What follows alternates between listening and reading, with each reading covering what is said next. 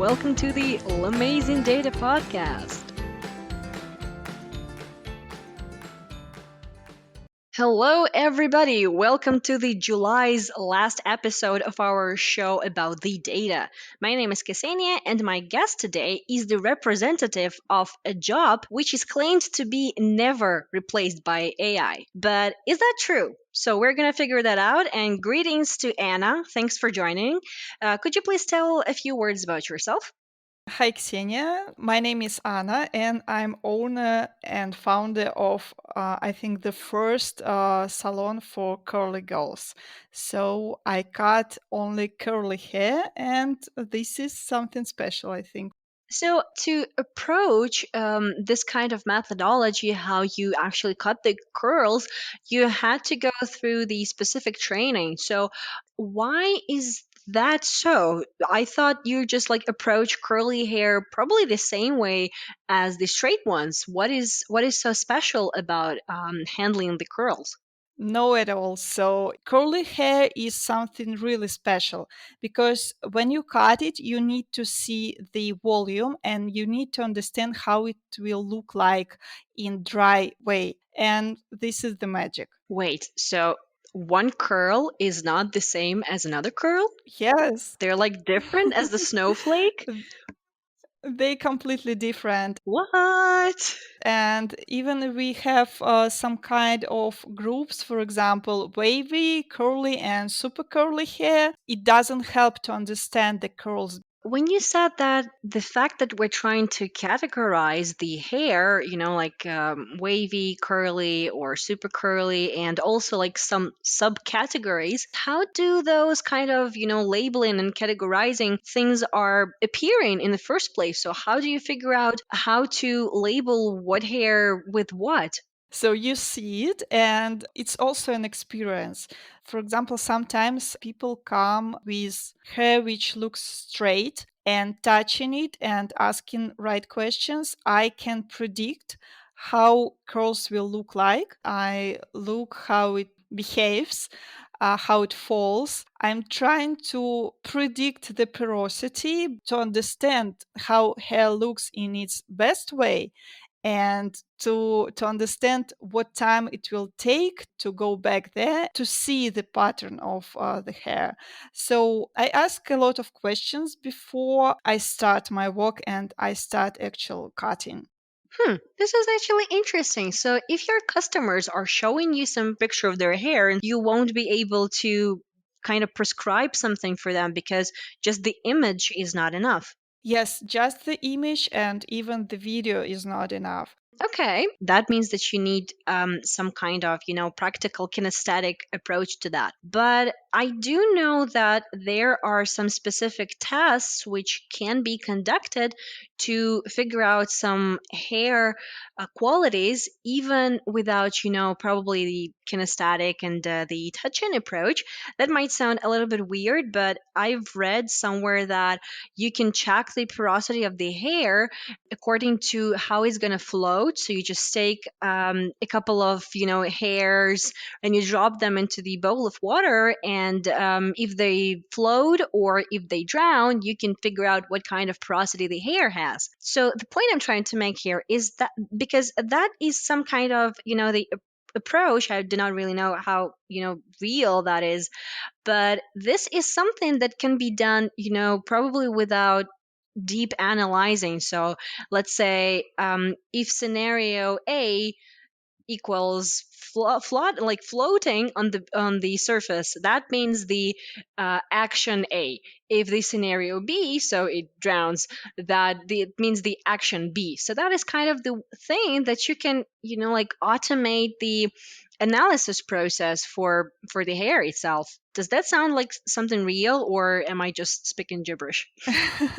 So I know this test, and biggest part of the people who are starting the curly journey, so they're doing this test, but in most of the cases it's wrong because too many factors influence it, and even how clear is the water is important. So this is not practical, and it won't give you any understanding about your hair. It just I don't know, maybe for fun. Aw. And about the automation in our modern world, and due to COVID-19, with this lockdown, for example, in United States, a lot of hairstylists started to provide online courses and even online haircuts and provided online consultations. I really don't believe in it. When you see the person and you see on video, you only can predict, but you could be really wrong with your predictions.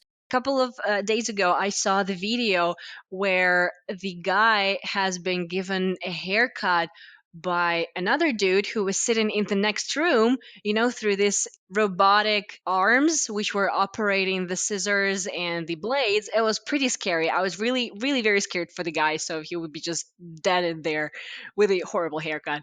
He did end up with a horrible haircut, but the key thing is that it was kind of, the approach to automation and the hair that was approached by this, like the remote hands or something, they were presented in a 3D model. So the other dude could have been monitoring the process, so how the hairstyle is changing and where he can cut more and something. So it won't be a surprise if I say that haircut is based on a scheme. Hmm. Yes, thanks to Vidal Sassoon, we don't cut the hair intuitively anymore. So he did a huge amount of work, and he created the schemes of basic haircut designs and their foundation of any classic or creative haircut. And if you know the scheme, it takes a couple of minutes to draw. There are lots of applications with pictures of schemes of any kind of haircut you can only imagine. But to be able to apply it and to really cut hair, it takes a lot of training.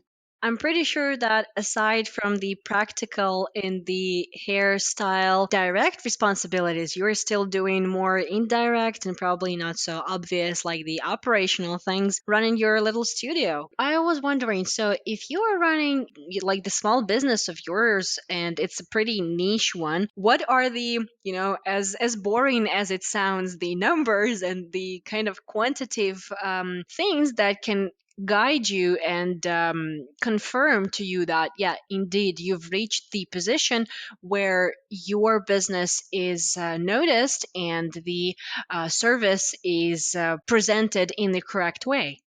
I use online tool to make an appointment, and this is very cool because customers themselves, they can make an appointment any time of the day or out of regular working hours, or they could do this being in another country and then come to appointment. So it's really, really convenient to use it, and it has a lot of other features in itself. And there I have some financial data stored, and also I have all kinds of analysis about clients who are back to my salon and how often they visit salon. So inside it has a lot of data which sometimes I find and I understand that I need to take more time to understand it. I was kind of thinking that if there is still a room, to kind of delegate some of the jobs in terms of the automation and some algorithmic approach, aside from the, the manual part of the cutting hair itself, would that be possible to figure out what particular jobs are there to be delegated? So we're always playing a little game with our guests, which you probably know of. For our today's session, the task for you is to hear some of the activities that might be conducted in terms of working with hair and providing the hairstyling services. And I would like you to figure out which ones you think should still be done by a human hairstylist and which ones can be delegated to the AI, probably with, no harm or less of the impact onto the whole process. So we're going to have 1 minute. I will be giving you one statement after another, and I would like you to share your thoughts, which one is still human, which one can be AI, and also a couple of words as a comment, why exactly do you think so? Okay. Got it. Okay, so ready? Yeah. Okay, let's go. First one, suggest treatments to target hair problems. This could be delegated to AI, and by the way, this could be even created in application. And I would love to take part in creation of such application. Wow, great. Okay, so what about cutting and trimming hair according to clients' hairstyle requests? So this could be only on human because here we have to work not only with hair, but we need to understand the eye image of the client and to discuss his lifestyle and so on. That's why, this could be done only when you directly communicate with a person. Okay, what about to curl or straighten hair using special equipment?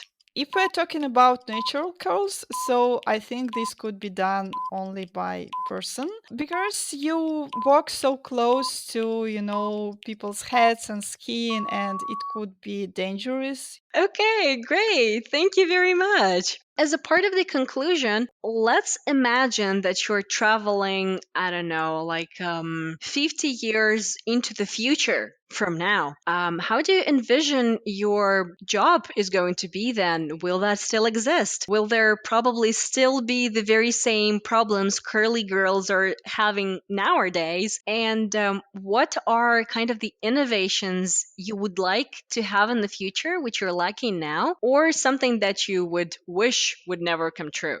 So I think that this job will still exist because I hope people will still have hair and I hope that this profession will stay on its communication side and touching side and this is really important nowadays. Which actually is very true, yeah.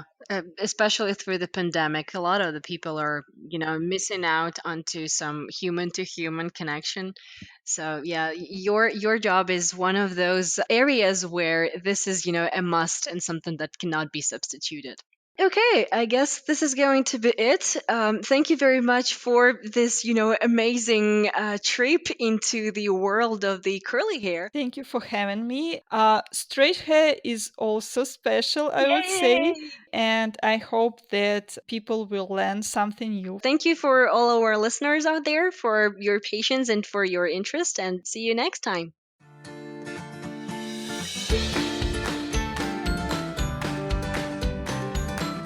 This has been another episode of Llamazing Data podcast. My name is Ksenia. Stay tuned for more awesome stories about data and have a great day.